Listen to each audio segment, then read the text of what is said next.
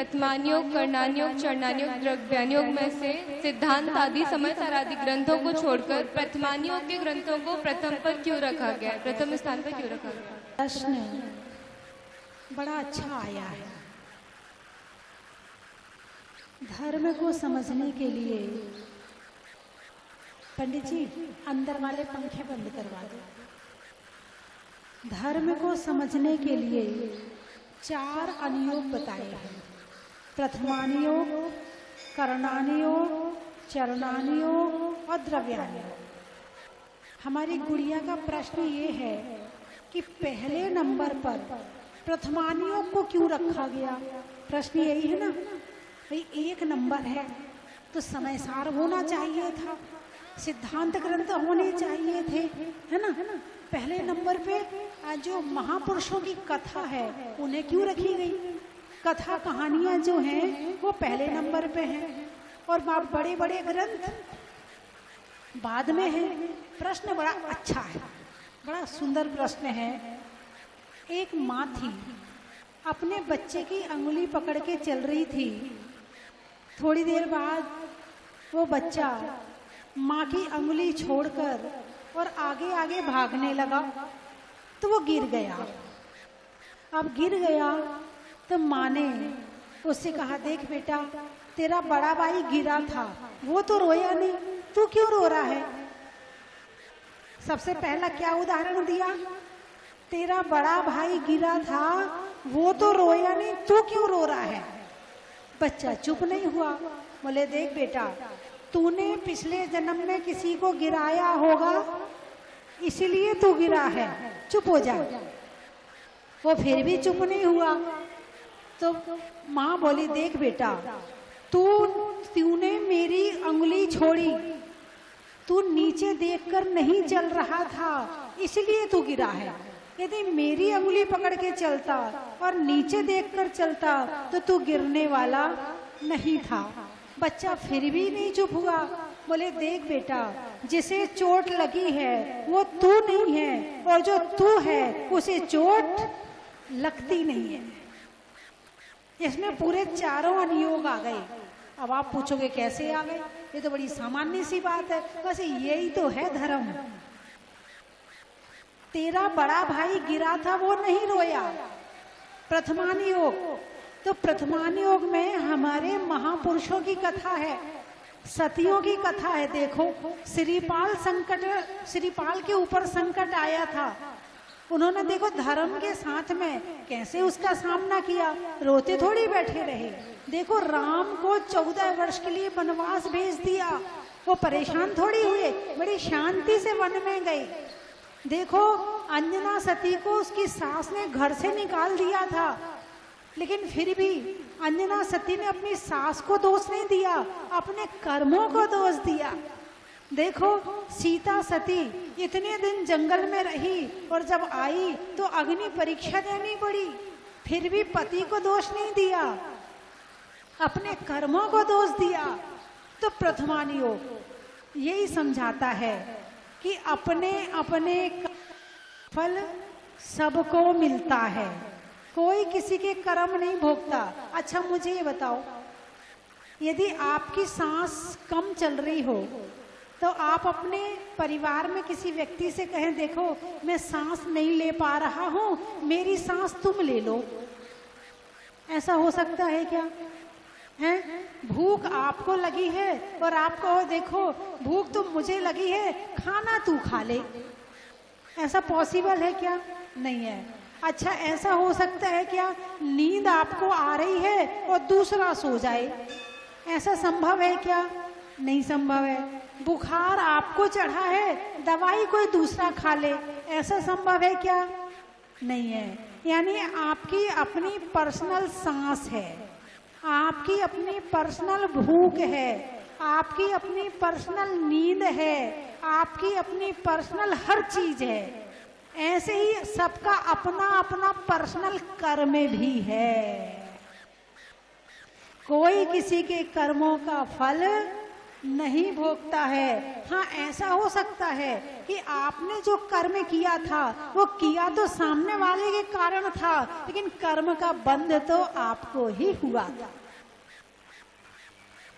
तो प्रथमानी योग हमें तीर्थंकरों के माध्यम से, चक्रवर्तियों के माध्यम से, सतियों के माध्यम से हमें समझाता है। उनके ऊपर संकट आए थे, देखो उन्होंने कैसा धर्म किया कि उनके संकट भी टल गए और वो मोक्ष में भी चले गए। प्रथमानी योग। कर्णानी योग कर्मों के माध्यम से समझाता है कि भाई जिसका कर्म जैसा होगा उसे वैसा ही फल मिलेगा। कर्मों के माध्यम से समझाता है। तीन लोक की रचना को समझाता है, कहाँ स्वर्ग है, कहाँ नरक है, कितना बड़ा स्वर्ग है, कितने बड़े नरक हैं, कितने बड़े विमान हैं, कितने बड़े मध्यलोक है, कितने समुद्र हैं, कितने द्वीप हैं, नंदीश्वर द्वीप कहाँ है ना, और 13वां द्वीप में कितने मंदिर हैं। सारी बातें जो है वो कर्णानी योग समझाता है। ठीक है। और तीसरे नंबर पे है चरणानी योग। अब आपने अपने महापुरुषों को समझ लिया, कर्मों को समझ लिया, अब आचरण में लाओ। अब आचरण में लाना है तो कैसे चलें, कैसे खाएं, कैसे सोएं, कैसे बोलें, कैसे देखें, कैसे सुने, ताकि कर्मों का बंध ना हो। तो फिर चरणानी योग आ गया। अब आप परफेक्ट हो गए, आपके आचरण भी सुधर गया, आपका कर्म भी सुधर गया, आपने महापुरुषों को भी जान लिया। अब क्या करें? बोले हाथ पे हाथ धरो, पैर पे पैर धरो, द्रव्यानी योग पढ़ करके उसका ध्यान करो। अब शरीर अलग है, आत्मा अलग है, ये चौथे नंबर पे रखा है। यानी हमें लगता है 1 नंबर का मतलब सबसे बड़ा, यही लगता है ना, लेकिन यहाँ ये सीढ़ी है।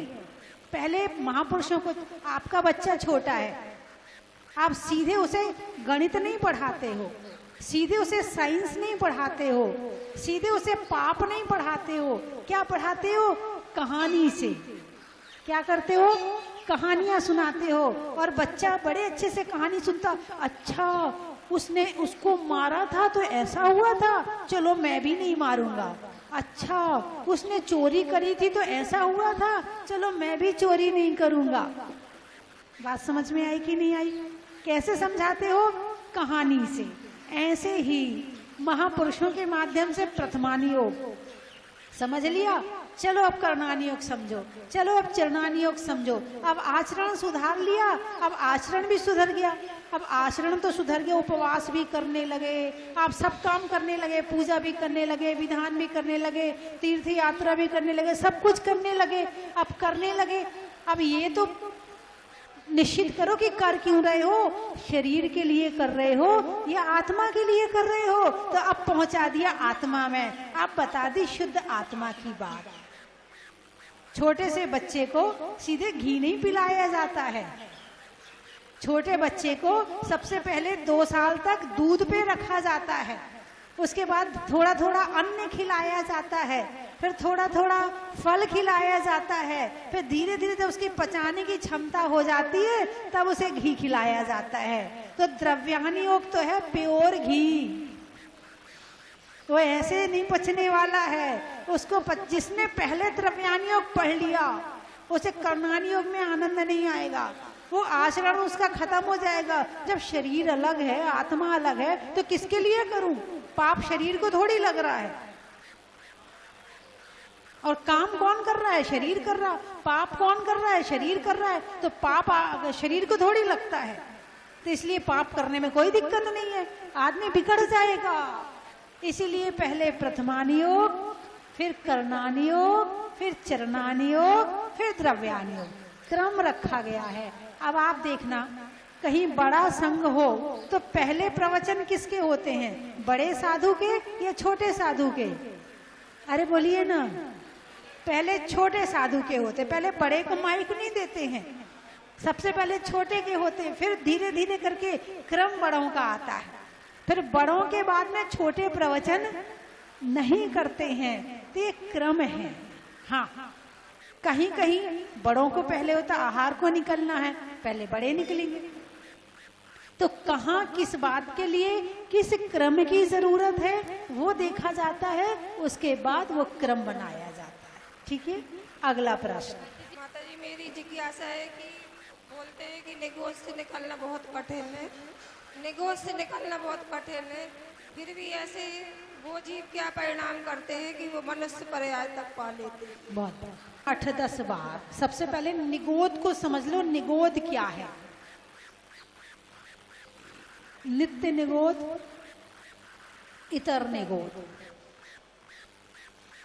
नरक की 7 पृथ्वी के नीचे एक कलकल नाम की पृथ्वी है, जहां अनंत काल से निगोदिया जीव भरे पड़े हैं, और वहां से बड़ी मुश्किल से वो जीव, कभी कभार बहुत कम जीव निकलते, 608 जीव निकलते हैं। कितने? 6 महीना में, 6 महीना 8 समय में 608 जीव निकलते हैं। कहाँ से? निगोद से। ठीक है, और 608 जीव ही मोक्ष जाते हैं 6 महीना 8 समय में। ठीक है, अच्छा, निगोद क्या है, क्या कष्ट है वहां, क्या वेदना है वहां? तो जो शास्त्रों में लिखी है, जो भगवान के केवल ज्ञान में आई है, जो भगवान ने बताया है कि एक व्यक्ति के कान अंदर से कपड़ा भर के उसे बंद कर दो, मुंह में कपड़ा ठूस के मुंह सिल दो, आंखें सिल दो, ठीक है, और उसकी एक बोरा में भर के एक पोटली बना दो, और उस पोटली को बना करके उसके ऊपर एक बड़ा सा पत्थर रख दो। उस व्यक्ति को जितना कष्ट हो रहा है उससे असंख्यात गुना कष्ट निगोद में होता है। ये तो है निगोद। नित्य निगोद, जहां से आज तक जीव निकला ही नहीं है। इतर निगोद, जीव निकला, 2000 सागर के लिए त्रस पर्याय प्राप्त करी, और उसने धर्म के काम नहीं कर पाया, आत्मा का कल्याण नहीं कर पाया, भोगों में, पापों में, कषायों में, राग द्वेष में फंसा रहा, पड़ा रहा, वहीं डूबा रहा, और पाप कर करके घूमता रहा। ऐसा जीव 2000 सागर व्यतीत करने के बाद में वापस निगोद में चला जाता है। इसका नाम है इतर निगोद। ये तो है निगोद। इनका प्रश्न ये है कि वो अब निगोद में चला गया, अब उसके पास कुछ करने को तो है नहीं, कोई मंदिर जा सके, पूजा कर सके, भक्ति कर सके, कुछ अच्छा सेवा कर सके, वैयावृत्ति कर सके, आहार दान दे सके, माला फेर सके। ऐसा निगोदिया जीव कुछ भी नहीं कर सकता है। तो फिर वो ऐसा कौन सा काम करता है कि वो निगोद से बाहर निकल जाता है? प्रश्न इनका ये है। ठीक है, इसका उत्तर ये है कि पहली बात, उस जीव का समय आ गया है, काल अवधि आ गई है निकलने की। हर जीव के साथ में उसका भी एक समय चलता है, तो उसका समय आ गई है तो वो निकलता है। और मतलब जो निगोदी आदि जीव हैं उनमें भी विशुद्धि परिणाम भी होते रहते हैं, अपने आप ही चलते रहते हैं, करना नहीं पड़ता है, स्वयं चलते रहते हैं। कुछ परिणाम ऐसे होते हैं कि विशुद्धि होती है और वो निगोद से बाहर निकल जाते हैं। हम सब कहाँ से आए हैं? अरे बोलिए ना पंडित जी, थोड़ा सा और बढ़ाना।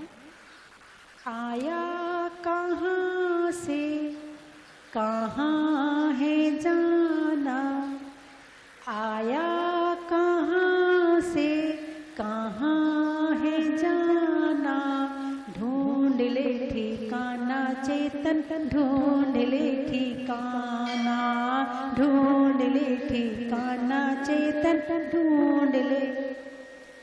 एक दिन गोरा तन ये तेरा मिट्टी में मिल जाएगा, मिट्टी में मिल जाएगा।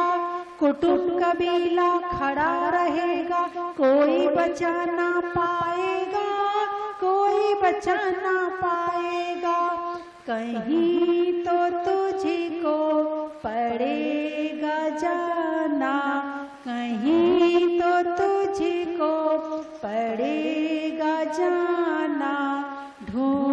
ठिकाना चेतन ढूंढ, बोलिए जोर से, ढूंढ ले, और जोर से।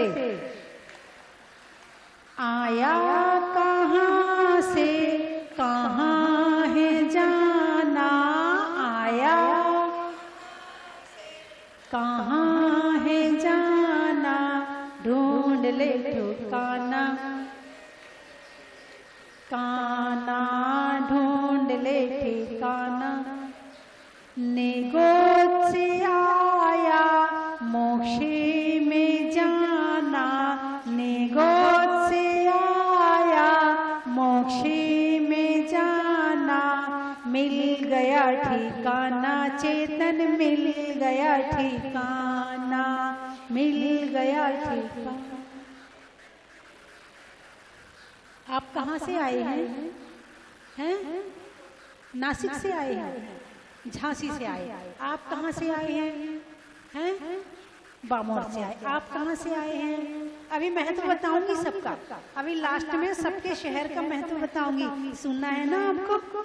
अभी बस 15 मिनट बाद बताऊंगी। आप 2-4 प्रश्न हो जाए फिर बताऊंगी। कहाँ से आए हैं? खुरई से आए, निवाई से, राजस्थान से। इतना मैंने समझाया, सब साफ। अभी हाल मैंने बताया, निगोद से आए हैं, मोक्ष में जाना है, और 1 सेकंड में सब साफ। मैंने केवल इतना कहा कि कहाँ से आए पूछ लूं। मैं यही पूछना चाह रही थी आपसे कि जो मैंने बताया है वो आपके अंदर घुसा कि नहीं घुसा? नहीं घुसा, नहीं घुसा। मैं यही दिक्कत हो रही है, इसीलिए पाप में पड़े रहते हैं, इसीलिए धर्म में नहीं घुस पाते हैं, इसलिए आत्मा में धर्म घुस नहीं पाता है, और ये सारी पर्याय पूरी करके फिर निगोद में जाने की तैयारी कर लेते हैं। जितने भी जो निगोद किया जी वो सभी मनुष्य पर्याय पाते हैं। नित्य निगोद वाले जो हैं इनका क्रम है, वैसे तो क्रम है कि निगोद से निकलते हैं तो अनंत काल तक तो एक इंद्री में पड़े रहते हैं। कितने? अनंत, जिसका कोई अंत नहीं है। इतने काल तक तो एक इंद्री में पड़े रहते हैं। उसके बाद फिर 2 इंद्री में आते हैं, फिर 3 इंद्री में आते हैं, फिर 4 में आते हैं, फिर 5 में आते हैं, फिर 5 में भी घोड़ा, कुत्ता, गधा, भैंस, गाय आदि बनते हैं। उसके बाद फिर कहीं जाके मनुष्य पर्याय प्राप्त होती है। जो आपको ये मनुष्य शरीर मिला है ना, जो आपको ये पोस्ट मिली है ना, ये ऐसे नहीं मिली है, बड़ी मेहनत की चीज है, इसका उपयोग कर लो। ठीक है, चलिए अगला प्रश्न। माता जी, मनुष्य जन्म तो लेता है और धर्म को भी जानता है, और जानने के बाद भी फिर पाप क्यों करता है, और पाप करने के कारण क्या है? बहुत प्रश्न है। जीव पुनर्जन्म लेता है, पाप भी करता है, फिर पाप क्यों करता है? जानता है, फिर पाप क्यों करता है? मैंने भी एक दिन बताया था कि ज्ञानावरण संबंधी अज्ञान और मोहिनी संबंधी अज्ञान। वो जानता है कि ये सामने केले का छिलका पड़ा है, पैर रखूंगा तो फिसल जाऊंगा, चोट लगेगी, गारंटी से लगेगी, फिर भी अपने आप को छिलके पर पैर रखने से रोक नहीं पाता है, और रखता है, गिरता है, चोट खाता है। अब केले के छिलके पर पैर क्यों रखता है? क्योंकि उसे भ्रम हो जाता है ये केले का छिलका नहीं, कोई अच्छी चीज है। ज्ञानावरण संबंधी अज्ञान में जानते सब कुछ है, ज्ञानी सारे हैं, और एक होता है मिथ्यात्व संबंधी अज्ञान, जानते तो हैं मगर उल्टा जानते हैं। एक माँ थी, उसके 2 बेटे थे, एक को कम दिखता था और एक को बहुत ज्यादा दिखता था। जिसको ज्यादा दिखता था उसे पीला दिखता था, और जिसे कम दिखता था उसे कम ही दिखता था। माँ दोनों बेटों को लेकर के वैद्य जी के पास गई। वैद्य जी ने दवाई दी, बोले इस दवाई को गाय के दूध में और सोने के गिलास में देना। तो जो बेटे को कम दिखता था, जो माँ ने दिया वो पी लिया। क्यों भाई, जितना दिखता ही नहीं है, जो दे रही है सो पी लो। लेकिन दूसरे बेटे को ज्यादा दिखता था, लेकिन दिखता पीला था। अब माँ ने सोने का गिलास लिया, चलो पीला का पीला दिख रहा, ठीक है। दूध लिया, अब उसे लगे ये तो कोई गाय की लघु शंका लग रही है, और मेरी माँ शायद ये पुड़िया नहीं कोई जहर डाल रही है, ज्यादा दिख रहा है लेकिन उल्टा दिख रहा है। माँ ने उसे दवाई दी, बेटा पी ले, लेके फेंक दिया। मुझे नहीं पीना, तुम तो मेरी दुश्मन हो, जो वैद्य जी ने कहा था वो नहीं कर रही हो, तुम तो कुछ और कर रही हो, नहीं पीना मुझे दवाई। कौन सा बेटा ठीक होगा? अरे बोलिए ना, जिसे कम दिखता था और जिसे ज्यादा दिखता था ठीक नहीं होगा, है ना। पहले के लोग कम पढ़े लिखे होते थे, पहले लोगों को अपना पढ़ना आता था ना लिखना आता था, फिर भी भक्तांबर याद है, छह ढाला याद है, तत्वार सूत्र याद है, 50 भजन याद है, श्रद्धा है। और एक अम्मा तो ऐसी थी, उसे पढ़ना नहीं आता था, मंदिर जाती, दर्शन पूजा करने के बाद में शास्त्र उठाती और हर लाइन पे अक्षर पे हाथ फेरती, हर एक लाइन पर एक अक्षर को देखती और बंद करके रख देती। उससे पूछा, अम्मा तुझे पढ़ना तो आता नहीं है, फिर तू ये क्या करती है? बोले भाई मुझे पढ़ना ही तो नहीं आता, मैं भगवान की वाणी जो है उस अक्षर को देख तो सकती हूँ, मैं उन अक्षरों को देख ही लेती हूँ, मुझे इसमें ही संतुष्टि हो जाती। ये है श्रद्धा। पहले लोगों को पढ़ना नहीं आता था मगर श्रद्धा थी, आज के लोगों को पढ़ना बहुत आता है मगर श्रद्धा खत्म हो गई। पहले हर घर में 16 वाले मिल जाते थे, प्रतिमाधारी मिल जाते थे, लेकिन आज खूब पढ़े लिखे हैं मगर सब भ्रष्ट हैं, खाने से, पीने से, सोचने से, विचार से, हर तरह से भावों में खराबी आ गई है। नहीं, आपकी बात नहीं कर रही हूं, बात समझ में आई कि नहीं आई? क्या खत्म होता है? चारित्र खत्म हो रहा है। ज्ञान तो बढ़ रहा है, कोई इंजीनियर है, कोई डॉक्टर है, कोई सीए है, कोई ये है, कोई वो है, कोई वो है। श्रावक कितने हैं, धर्मात्मा कितने हैं, भक्त कितने हैं, संख्या घट गई। बोलिए हाँ या ना? पहले घर की महिला बाजार का नहीं खाती थी, अपने बच्चों को नहीं खाने देती थी, बेटा बाजार का नहीं खाना, मैं बनाऊंगी ना तेरे लिए, चल मैदा खत्म हो गई है, मैं बनाऊंगी ना तेरे लिए, तब मैं तुझे अच्छा शुद्ध खाने को दूंगी, ये होटल का खाना बहुत अशुद्ध होता है। बोलिए पहले महिलाएं ऐसी थी या नहीं थी? और आज की महिला देखो जी, अब 6 दिन बनाते बनाते मैं थक गई खाना, अब मैं नहीं बनाने वाली, या तो आप बाजार से मंगवा लो और या फिर होटल चलो, अब मैं नहीं बनाने वाली, तुम्हारी नौकर हूं क्या जो तुम्हारे लिए रोज रोज खाना बनाओ? बोलिए हाँ या ना? जो अपने बच्चों को शुद्ध सही नहीं खिला पा रहा है वो क्या धर्म करेगा? और जिस घर की नारी में धर्म नहीं है उस घर में धर्म नहीं है, क्योंकि नारी में धर्म होगा तो रसोई में धर्म होगा, रसोई में धर्म होगा तो भोजन शुद्ध बनेगा, सात्विक बनेगा, अच्छा बनेगा। और जिसके भोजन में शुद्धि है, जैसा खाओ अन्न वैसा होगा मन, और जैसा पियो पानी वैसी बोलो वाणी। अब खराब खाते हैं तो खराब बोलते हैं, खराब सोचते हैं। अब जब खराब खाओगे, खराब सोचोगे तो कलेश नहीं होगा घर में, तो क्या होगा? सारे दिन में घर में कलेश का वातावरण नहीं होगा तो और क्या होगा? तो जो मिथ्यात्व है ना, मिथ्यात्व, ये सब कुछ जानते हुए भी पाप करवाता है। कौन? मिथ्यात्व। जानते तो सही हो, करते गलत हो। जानते सही हो, ज्ञानावरण का 6 ऑप्शन ठीक है, करते गलत हो, मिथ्यात्व अपना प्रभाव दिखा रहा है, चारित्र मोहिनी अपना प्रभाव दिखा रहा है। श्रद्धा, कैसी श्रद्धा? अकाट्य श्रद्धा होनी चाहिए। चलिए अगला प्रश्न।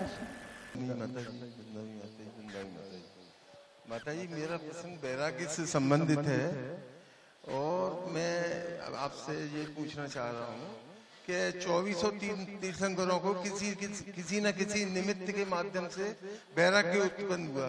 जैसे आदिनाथ भगवान को नीलांजना की मृत्यु के कारण और नेमनाथ भगवान को है।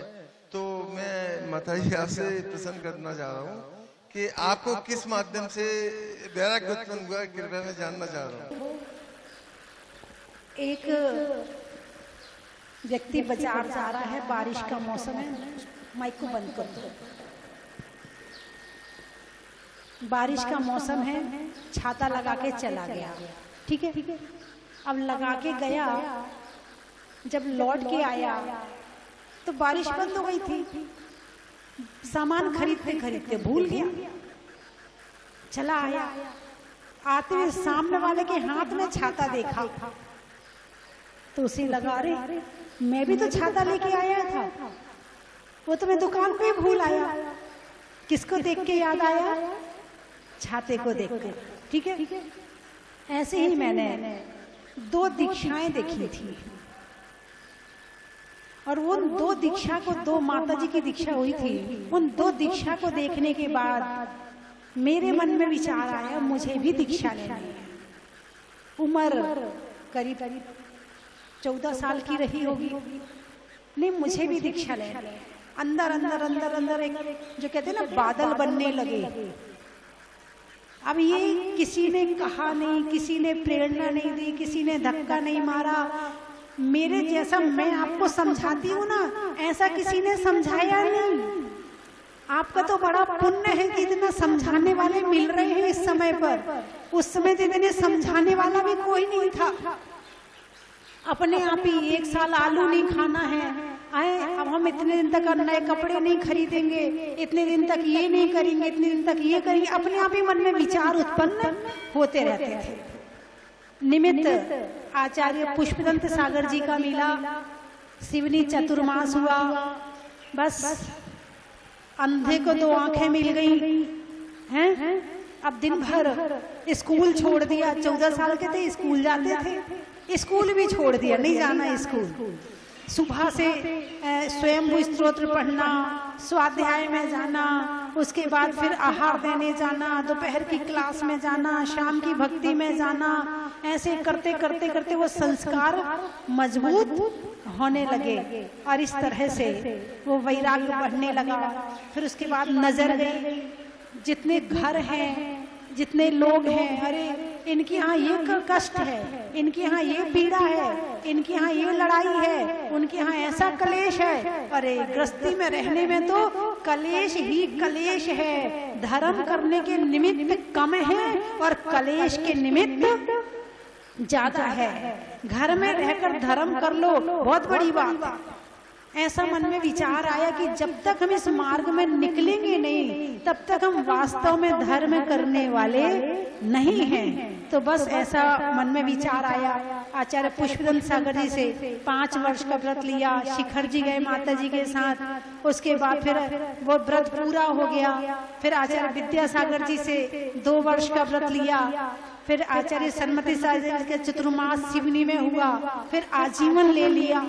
घर वालों ने बहुत विरोध किया, बहुत विरोध किया, रोए गाए, दुखी हुए, लेकिन बस मन में तो वो जुनून था, मन में तो छटपटाहट थी कि मुझे तो गृहस्थी में नहीं रहना है। और बस ऐसे चलते चलते स्वस्ति भूषण बन गई।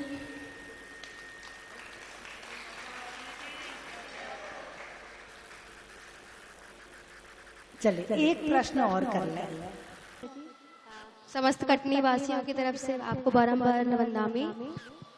माता जी, मेरा प्रश्न जिज्ञासा ये है कि मैं अभी दर्शन के बारे में पढ़ रही हूँ और मैंने वेदांत दर्शन में ये पढ़ा कि जो हमारा ये शरीर है इसका निर्माण 5 तत्वों से मिलकर हुआ है। तो उसको जैन दर्शन में बताया गया है कि उसका निर्माण मतलब जो बना है वो अणु से मिलकर बना है। तो इस अणु में क्या क्या शामिल होते हैं? 5 तत्व उन्होंने जिसको कहा है, हमारे यहाँ उसको 5 स्थावर काय जीव कहते हैं। पृथ्वी, जल, अग्नि, वायु और वनस्पति।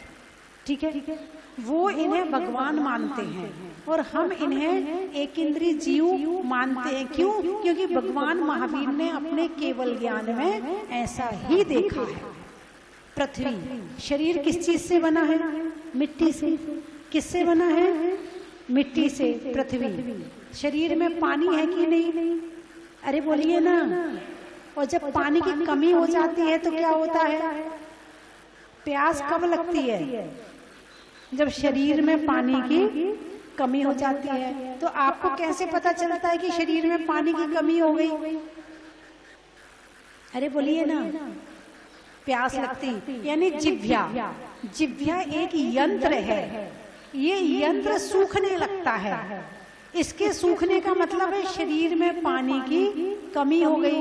अथवा कभी आपको बहुत मीठा खाने का मन करे, मतलब शरीर में मीठे की कमी हो गई। कभी नमकीन खाने का मन करे, यानी नमक की कमी। ये यंत्र है, ये बताता है कि आपके शरीर में इस चीज की कमी हो गई। और आप कहते हो आज तो मेरा मन मीठा खाने का बहुत कर रहा है, मुझे प्यास लग रही, तुम्हें नहीं लग रही है? इस शरीर को पानी की जरूरत है। तो पृथ्वी, जल। हमारे शरीर में अग्नि है कि नहीं है? कुछ लोग सोच में पड़ गए, अग्नि और हमारे शरीर में कैसे हो सकती है? हो ही नहीं सकती है। आपका शरीर गर्म रहता है कि नहीं रहता है? यदि किसी की मृत्यु हो जाए तो क्या कहते हुए? ठंडे हो गए। क्या कहते हो? ठंडे होने का मतलब आत्मा निकल गई, अब ये ठंडा हो गया। जब तक इस शरीर में आत्मा है तब तक अग्नि भी काम करती है। तो शरीर में अग्नि कैसे है ये कैसे पता चलेगा? भोजन कौन पचा रहा है? जैसे आप भगोनी रखते हैं गैस के ऊपर, पानी डालते हैं, चावल डालते हैं, चावल उबलता है, फिर पक जाता है ना? ऐसे ही शरीर में जब आप भोजन करते हैं तो पित्त अग्नि जागृत होती है, जठराग्नि जागृत होती है। और आपने भोजन डाला तो पेट में भी भोजन उबलता है, खदकता है, पकता है। पकने के बाद उसमें रस बनता है। और यदि अग्नि मंद हो जाए ना तो तुम्हें वैद्य जी के पास जाना पड़ता है। तुम्हें डॉक्टर के पास, डॉक्टर साहब आजकल भूख नहीं लग रही है। क्या हो गया? भूख नहीं लग रही है। फिर डॉक्टर तुम्हें तुम्हारी अग्नि तेज करने की दवाई देता है, तब तुम्हें भूख लगना शुरू होती है। तो पृथ्वी, जल, अग्नि। शरीर में वायु है कि नहीं? अरे बोलिए ना। शरीर में जितना संचालन हो रहा है, चाहे वो पलक का झपकना हो रहा हो, चाहे वो हार्ट का चलना हो रहा हो, चाहे शरीर में ब्लड का घूमना हो रहा हो, चाहे कुछ भी हो रहा हो, जितनी भी चलने वाली क्रिया हो रही है ना, उसका कारण है वायु। यदि वायु ना हो ना शरीर में तो ये पलक भी नहीं झपक सकते हैं। और हमारा शरीर तो क्या, सारी दुनिया हवा पे चल रही है। तुम आए हो, कैसे आए हो? गाड़ी में आए हो। कैसे आए हो? नहीं, हवा पे आए हो। गाड़ी किस पे चल रही है? टायर पे। टायर किस पे चल रहा है? और पंचर हो जाए तो वहीं खड़ी हो जाएगी। तो कैसे आए हो तुम? हवा पर आए हो। ठीक है ना? अभी आप दिन भर भोजन कितनी बार करते हो? 1 बार, 2 बार, 4 बार, लिक्विड 10 बार, फल 2 बार, चाय 3 बार, कितने बार खाते हैं? ठीक है ना? ये हो गया पेट का भोजन। सांस कितनी बार लेते हो? अरे बोलिए ना, सांस कितनी बार लेते हो? खाते खाते भी सांस ले रहे हो, सोते सोते भी सांस ले रहे हो। सांस बंद भी नहीं होती है। और सांस से अंदर क्या जा रहा है? अरे बोलिए ना, पृथ्वी, जल, अग्नि, वायु। क्या? वायु यानी हवा। हवा के बिना भी यानी भोजन के बिना आप कुछ दिन, कुछ समय, कुछ महीने जीवित रह सकते हो, मगर हवा के बिना कुछ क्षण भी जीवित नहीं रह सकते हो। तो शरीर में क्या हो गई? पृथ्वी, जल, अग्नि, वायु और वनस्पति। सब्जी खाते हो? डॉक्टर कहता ना फाइबर लिया करो, ज्यादा हैवी डाइट मत लिया, थोड़ा फाइबर भी लिया करो। क्यों भाई, क्यों लिया करो? शरीर में वो भी है, और शरीर में जो जो चीजें हैं ना, उन चीजों की स्थिति को बनाए रखने के लिए, उन चीजों के पोषण के लिए, उन चीजों में कमी ना हो जाए इसके लिए वो सारी चीजें खाई जाती हैं। शरीर में कितने रंग हैं? कौन से कलर? आपका रंग कौन सा है? आप कौन से रंग के हैं? हाँ, कौन सा कलर है आपका? गेहुआ। आपका कौन सा है? थोड़ा ज्यादा गेहुआ। आपका कौन सा है? उससे ज्यादा गेहुआ। कुछ गोरे भी बैठे होंगे। 5 रंग है। जो आप भोजन करते हो वो कितने रंग का होता है? चावल कौन से रंग के हैं? मसूर की दाल कौन से रंग की है? अरहर की दाल कौन से रंग की है? हैं? और उससे उड़द की जो छिलका होता है वो कौन से रंग का होता है? जामुन कौन से कलर की होती है? टमाटर कौन से रंग का होता है? सब्जियां कौन से रंग की होती हैं? बात समझ में आई कि नहीं आई? तो जो इस वो जिन्हें वो तत्व कह रहे हैं, हमारे यहाँ उसे स्थावर काय जीव कहा है। जीव से जीव का पोषण हो रहा है। क्या? जीव से जीव का पोषण हो रहा। फिर आप कहोगे ये तो मांसाहार हो गया, और हम सब्जी भी नहीं खा सकते।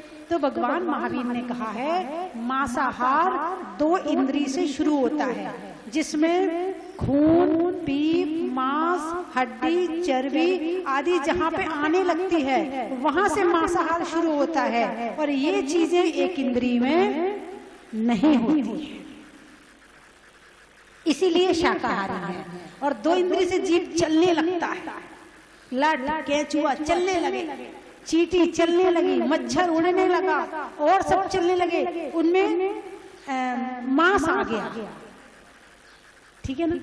चलिए मैं 3 चीजें बोलूंगी, समाधान हो गया? प्रश्न है किसी का?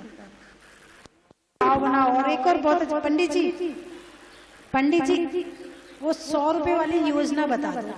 3 वर्ष में प्रतिदिन 1,11,000 रुपए है एक जिन प्रतिमा को विराजमान करने की न्यौछावर राशि है। ये दान है आपका। और अगर आप प्रतिदिन 100 रुपए भी जोड़ते हो तो 1 साल के कितने हो गए? 36,000। और 3 साल के 38,500 है कि नहीं? के भाव बन रहे हैं। सोनागिर में सहजपुर जैनालय में जिन प्रतिमा को विराजमान करने का सौभाग्य है आपका पुण्य है। फलों में फूट का, नारियल में का, बड़ा ही महत्व है। हिंदी में मात्रा का, स्कूल में छात्रा का, आपकी सोनागिर की यात्रा का, बड़ा ही महत्व है। जंगल में झाड़ का, बाग में बाढ़ का, और आने वालों में झालावाड़ का, बड़ा ही महत्व है। सुनने में ईयर का, छोड़ने में बियर का, और आने वालों में ग्वालियर का, बड़ा ही महत्व है। और कहाँ से आए? रोहिणी, हिंगोली, हिंडोली, शिखर जी में डोली का, कोयल की बोली का, और आने वालों में हिंडोली का, बड़ा ही महत्व है। और कहाँ से कौन आए? भिंड, पापों के खंड खंड का, बुढ़ापे में दंड का, और आने वालों में भिंड का, बड़ा ही महत्व है। निवाई, बैठने में चटाई का, भोजन में खटाई का, और आने वालों में निवाई का, बड़ा ही महत्व है। स्वर्ग में परी का, छोड़ने में हरि का, और आने वालों में शिवपुरी का, बड़ा ही महत्व है। कहाँ से? कोटा वालों में कोटा का, बड़ा ही महत्व है। इटावा, वहीं से आइयों में मावा का, नहीं करने में दावा का, और आने वालों में इटावा का। बड़ा ही महत्व है। और किसी के झांसी वृक्षों में बड़ का, बड़ की जड़ का, और आने वालों में शाहगढ़ का। बड़ा ही महत्व है। भोजन में चटनी का, नट में नटनी का, और आने वालों में कटनी का। बड़ा ही महत्व है। आगरा रहने के लिए धरा का, बात करने में जरा का, और आने वालों में आगरा का। 2 मिनट रुक जाओ ना। और किसी के झांसी झांसी कप में बसी का, रात्रि में शशि का, और आने वालों में झांसी का। बड़ा ही महत्व है। बोलिए। कहाँ से? दिल्ली। त्रियंचों में बिल्ली का, डंडा में गिल्ली का, और आने वालों में दिल्ली का। बड़ा ही महत्व है। इंदौर आम की बोर का, अंगुली में पोर का, और आने वालों में इंदौर का। बड़ा ही महत्व है। वामोर खाने में कौर का, नहीं लगाने में जोर का, और आने वालों में बानौर का। बड़ा ही महत्व है। हो गए सारी? और किसी की? कोई बचा तो नहीं? बोलिए पूना। भगवान की।